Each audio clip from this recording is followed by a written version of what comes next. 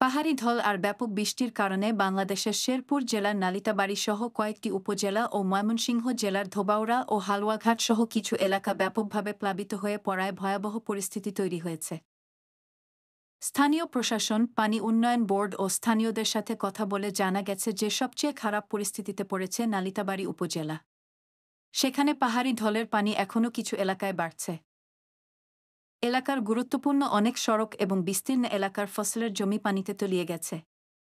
এছাড়া ঝিনাইগাতী ও শ্রীবর্দী উপজেলার বিরাট এলাকা প্লাবিত হয়েছে। পানি বাড়তে শুরু করেছে নকলা উপজেলাতেও।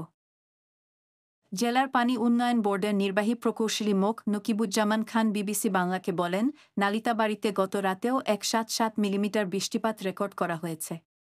এর আগে বৃহস্পতিবার 2.60 মিলিমিটার বৃষ্টিপাত হয়ে মূলত ভারতের মেঘালয় থেকে আসা পাহাড়ি ঢলের পাশাপাশি বৃহস্পতিবারের ব্যাপক বৃষ্টির কারণেই নালিতাবাড়ী ও আশেপাশের এলাকায় ভয়াবহ বন্যা পরিস্থিতি তৈরি হয়েছে।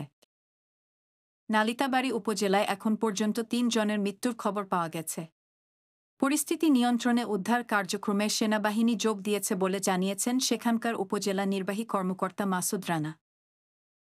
তিনি জানিয়েছেন, গতকাল যে 5টি ইউনিয়নে পানি বিপদসীমার উপর দিয়ে প্রবাহিত হচ্ছিল, আজ সেগুলোতে পানি কমতে শুরু করলেও অন্য 5টি ইউনিয়নে পানি বাড়ছে। নির্বাহী প্রকৌশলী মোক নকিবুজ্জামান খান বলছেন, মেঘালয়ে আর ভারী বৃষ্টি না হলে এবং বাংলাদেশে বৃষ্টি কমে এলে কাল নাগাদ পরিস্থিতির উন্নতি শুরু হবে বলে তারা আশা করছেন। যদিও ভারতীয় আবহাওয়া বিভাগের তথ্য অনুযায়ী মেঘালয়ে আজও ভারী বৃষ্টিপাতের সম্ভাবনা রয়েছে।